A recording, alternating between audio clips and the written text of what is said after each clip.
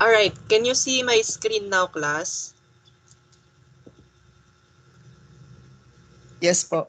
Excel ito, no? Okay.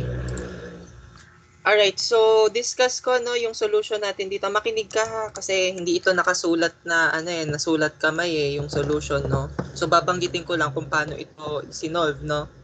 Okay.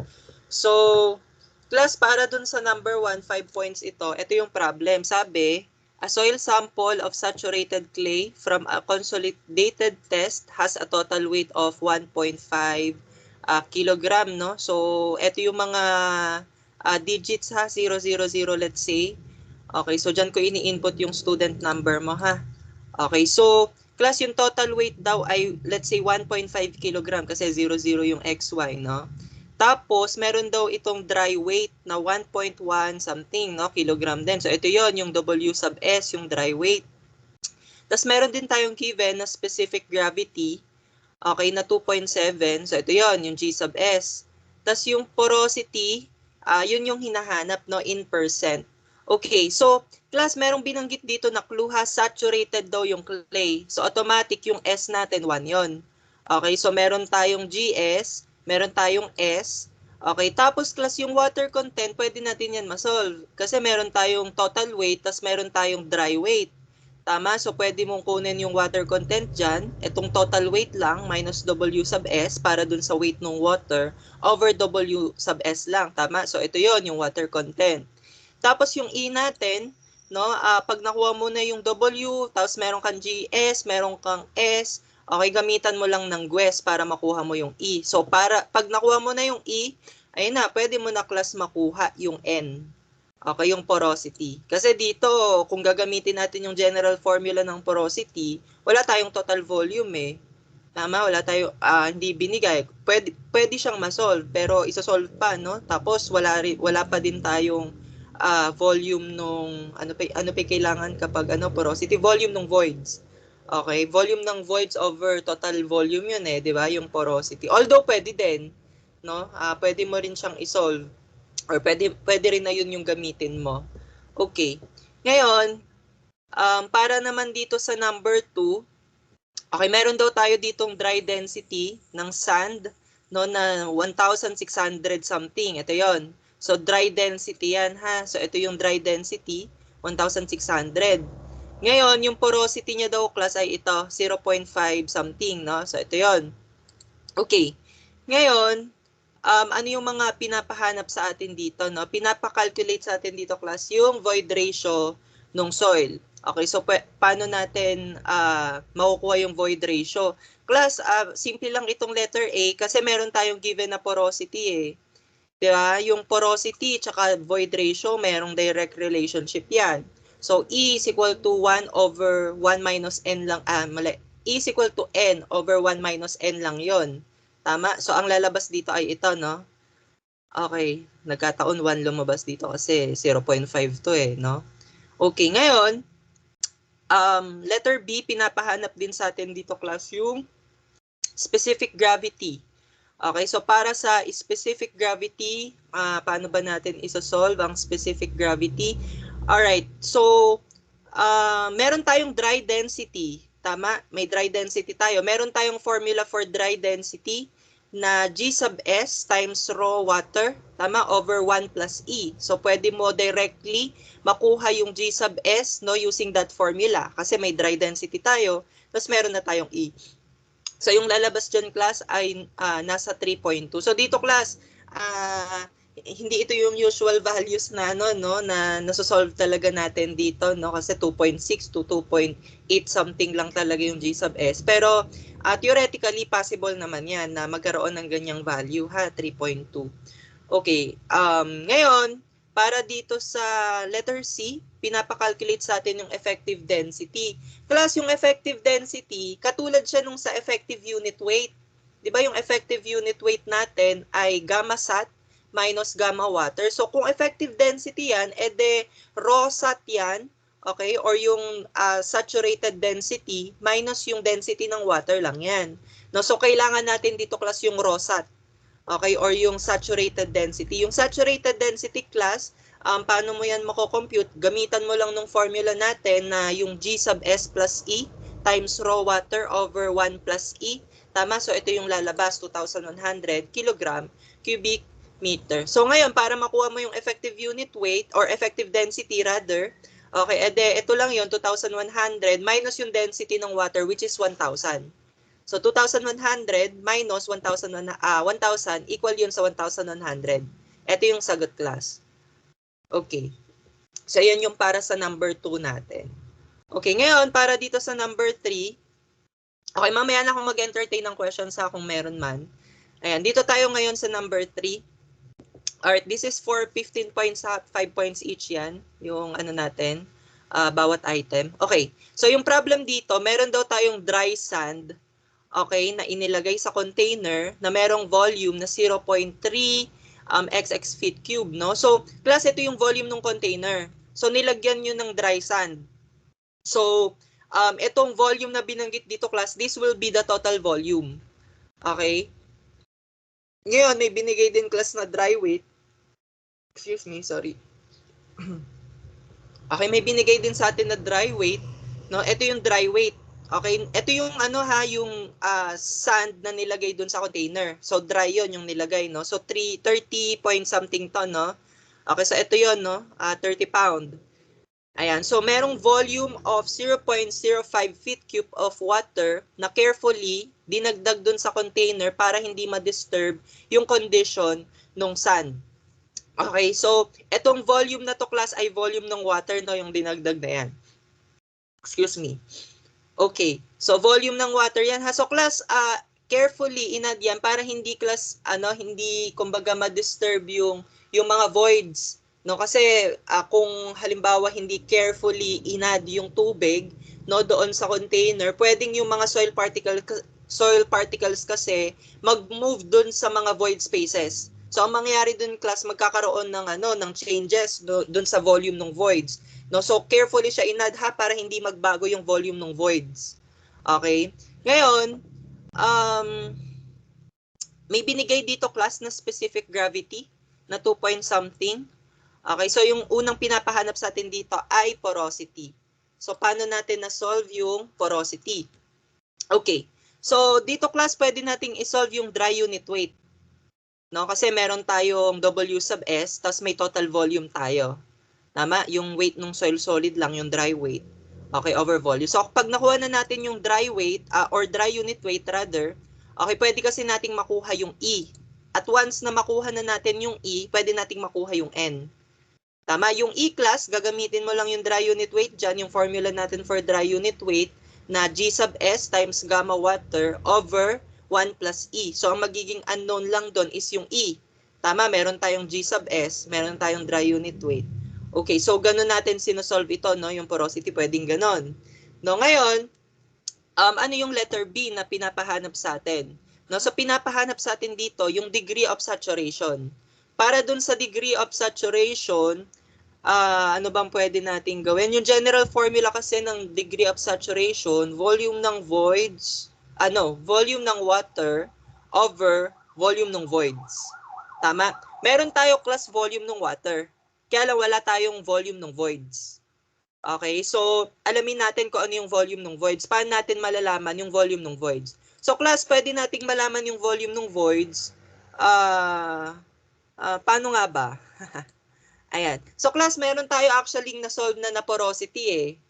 Diba? Meron tayong na-solve na porosity. Yung porosity natin, class, ay formula ng porosity? Volume ng voids over the total volume. Tama, yung natin, porosity. So, pwede natin, class, gamitin yung nakuha natin na porosity, tapos meron tayong total volume. So, porosity, ulitin ko, porosity is equal to volume ng voids over the total volume. So, meron tayong total volume, meron tayong porosity, pwede natin makuha yung volume ng voids. Okay, so once na makuha na natin yung volume ng voids, okay, meron tayo, class, volume ng water na given. Okay, yung 0.05 something. So, pwede natin makuha yung degree of saturation. Tama? Volume ng voids lang yan, or ulit. Volume ng water lang yan over volume ng voids. Okay? Since in percent yan, times 100 lang. Okay, so ito yung lumalabas na degree of saturation.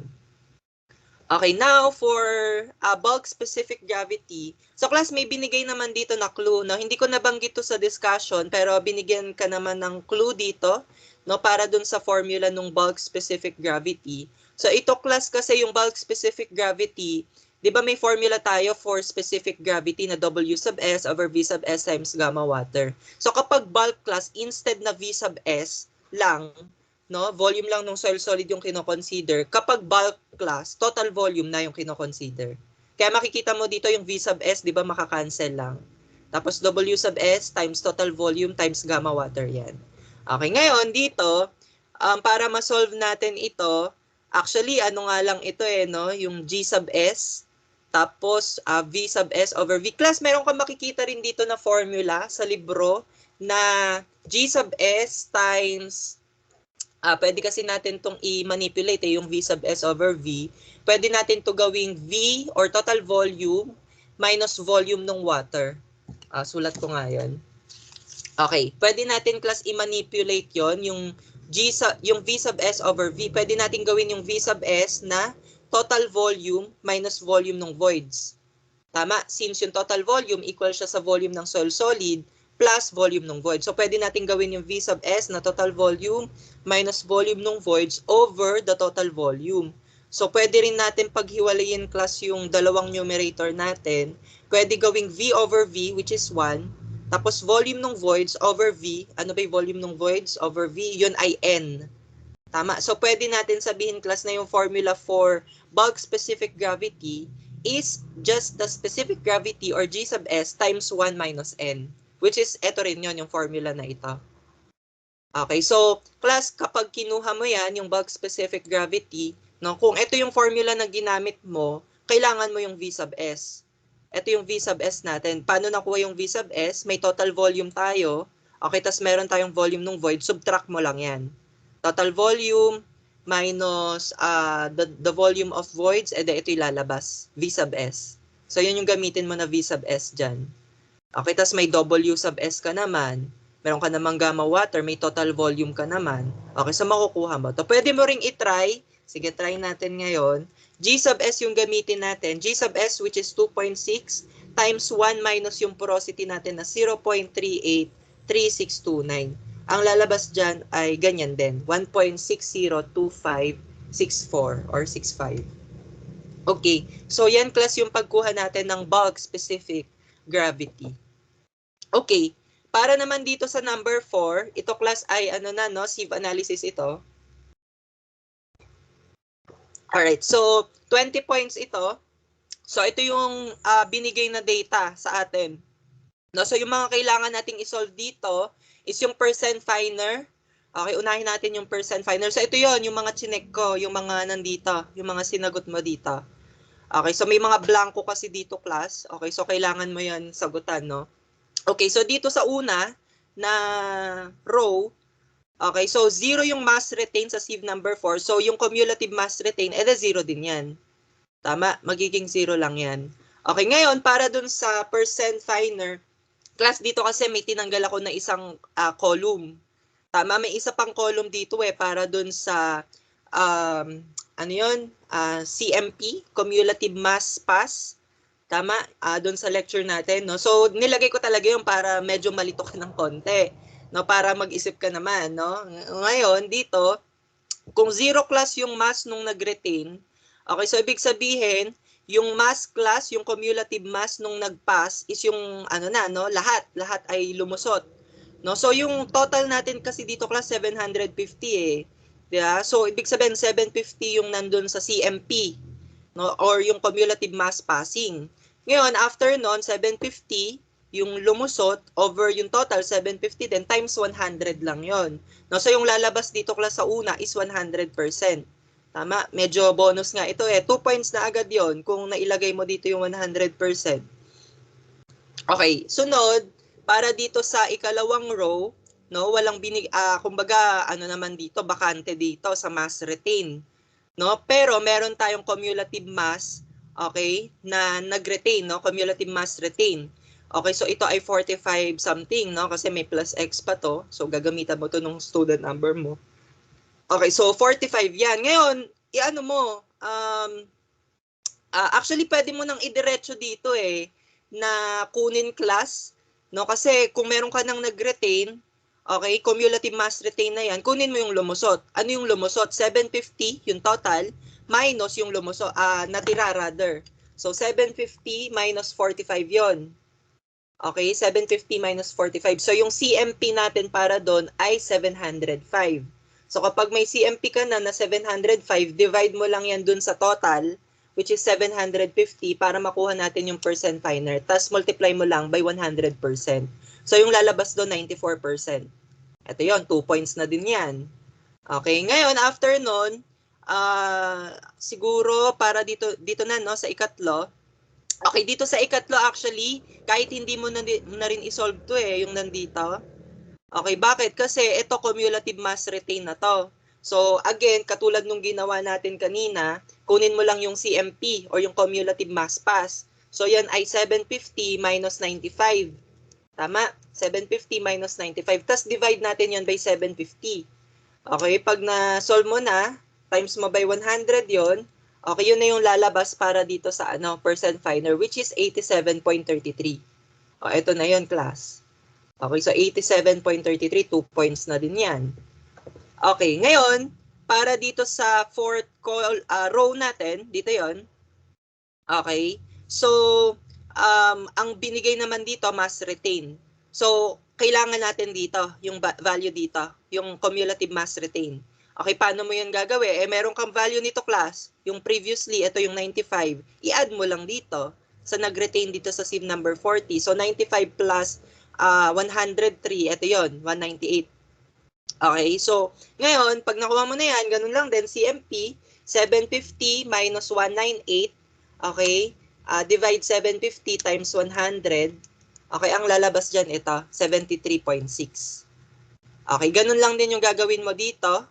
Okay, so kung ano yung lumabas dito, ano ba yung lumabas dito? 198. Okay, para makuha mo yung cumulative mass retain naman dito sa ikalima na row, ede yung 198 lang, plus, eto, yung 130 something. Okay, which is 130, 328, ito yun. Tapos kunin mo lang ulit yung cumulative mass passing, no? So, ang lalabas doon, class, ay ito, 56.27. Okay, ngayon, para dito sa sumunod, ang binigay naman dito, percent finer. Actually, class, kung ako sa'yo, hindi na ba to kailangang isolve? I think hindi na kailangang isolve to kasi binigay na nga yung percent percent finer yung pinapahanap sa atin. Tama? So, however, paano ba? Oo, hindi na nga kailangan. No, hindi na to kailangan sa totoo lang. Kasi yung susunod na row natin, ito, nasa cumulative mass retain na yung binigay So, directly masosolve mo yung cumulative mass passing. Tama? Pag nasolve mo yung cumulative mass passing, makukuha mo yung percent finer. Tama? O, hindi mo na pala kailangan yan. No? Kahit di mo na sagutan to, itong column na to. Kasi percent finer lang na may pinapahanap. Given yung percent finer. Okay. Ngayon, para dito, sa sieve number 200, ayan, binigay yung cumulative mass retain. So, makukuha mo to. No, itong cumulative mass retain, add mo lang to. Itong previous, tapos ito. So, pag nakuha mo yan, makuha mo na yung CMP, makuha mo na yung percent finer. So, ganun lang siya, class, no? Kasimple. Yung pag-solve dito. Okay? Sana hindi ka nalito dyan. Okay, ngayon, once na nakumpleto mo na, class, yung data para dito sa percent finer, okay, meron tayo, class, dito pinapahanap, 'di ba? Yung effective size, yung letter B. So yung effective size, 'di ba, D sub 10 lang 'yon. So class, yung D sub 10, ayan, ito 'yon, yung dalawang data na ginamit natin between this value at this value. Okay. So I think kahit ano naman yung student number mo, ano naman ito, yun pa din yung lalabas. Try natin, 999. Okay, kahit 999 yan, ito dito pa rin yan magfo-fall. Ayan dito pa rin magfo-fall yung 10%. Okay, so ito yung iaano mo, ilalagay mo dun sa calculator mo. Tama, i-interpolate natin to. So yung lalabas ito. Alright, yan yung para sa D sub 10. Ngayon, may pinapahanap din na coefficient of gradation. Okay, baka napagpalit nyo dito yung C at saka D ha. Okay, ang coefficient of gradation ay C sub C. So ito yon yung C sub C. Okay, yung kailangan natin dito ay D sub 30. Okay, yung D sub 30, kinuha din yan. So between these two values yung 30%. Okay, tapos yung D sub 60 kailangan din. Okay, between these two values naman yung D sub 60. Okay, yung D sub 10 nakuha naman na natin, no? Ngayon, yung C sub C natin, ito yung lumalabas. Okay, ito yon, no? Alright, ngayon yung C sub U naman, D sub 60 lang yan over D sub 10. Okay, so, excuse me. Makukuha mo na yan pag nakuha mo na tong tatlo na to. Okay, so ganun class ito, yung problem number 4. No, medyo simple lang ito actually kung tsinaga mo. 20 points ito. Maraming mga nakakuha din nito. So kahit yung ibang problems hindi nila nasagot lahat, no? Kung nasagot nila to ng maayos, bawing-bawi kasi 20 points ito class. Okay. Dito na tayo sa number 5. Class, para dito sa number 5, yung problem natin dito, the moist unit weight of a soil is 19 point something. So moist unit weight, ito yun, nakalista dito. Tapos meron tayong G sub S na 2.66. Meron tayong water content na binigay, no? So ito yun. Teka, gawin ko muna ng 0, 0 yung ano. Ayan, so may water content tayo na ito yon yung 9 point something. So pag dinivide mo by 100, 0.09 something yan.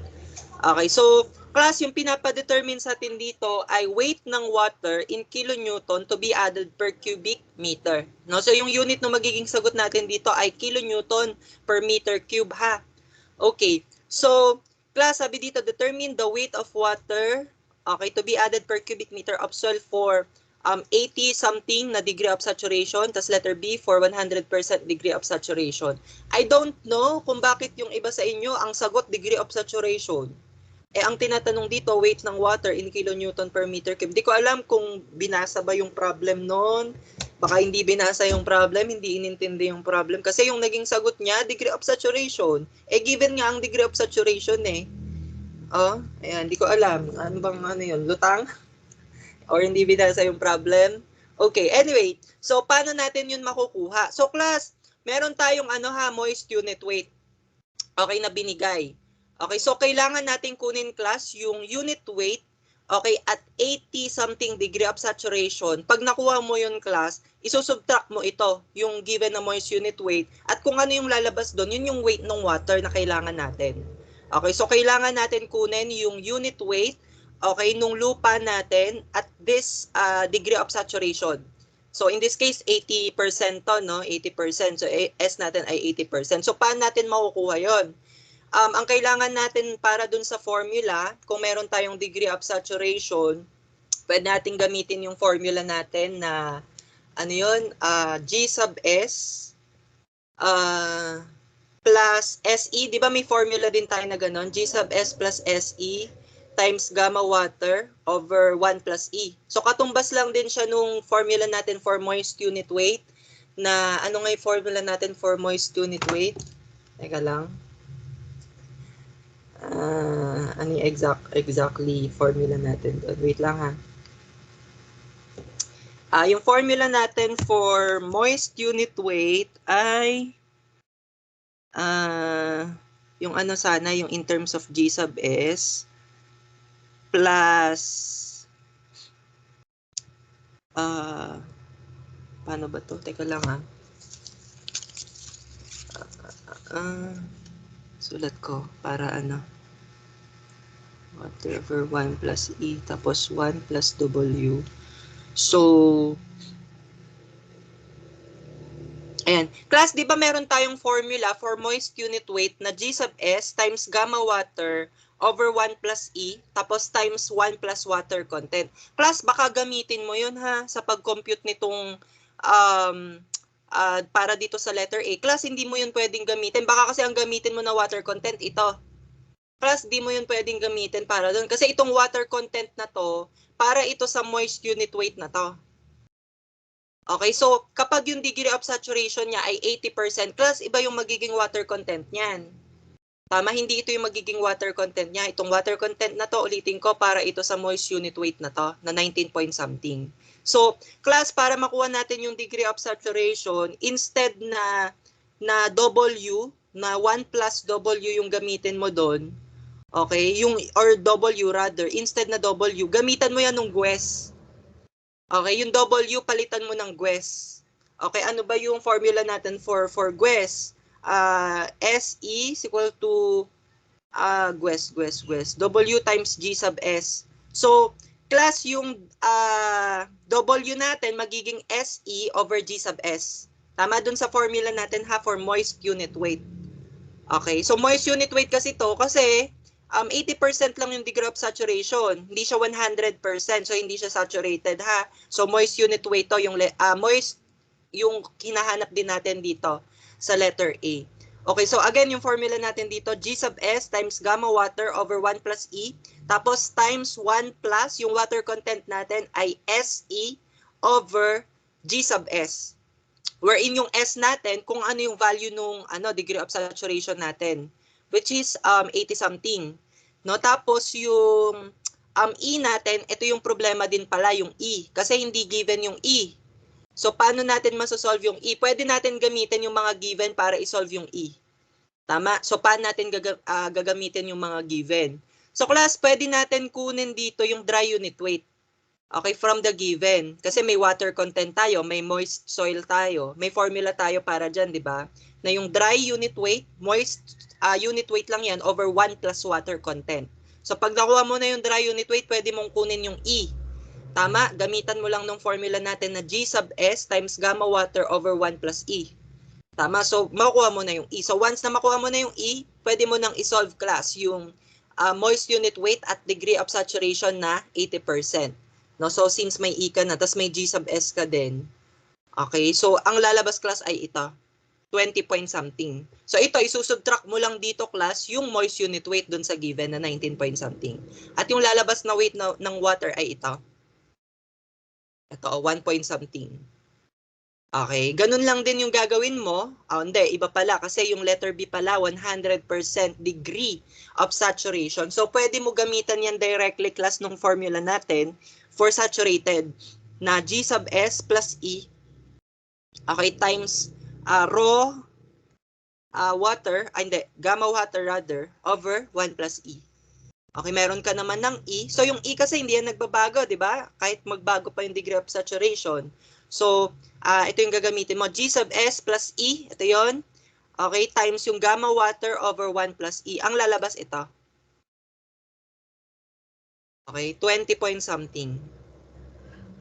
Okay, so kapag nakuha mo na yan, subtract mo lang din dyan class yung nakuha mo na, or yung given rather, na moist unit weight. Tapos yung lalabas 1.68 something. Okay, so ganun lang natin ito class sinasolve yung number 5. Okay,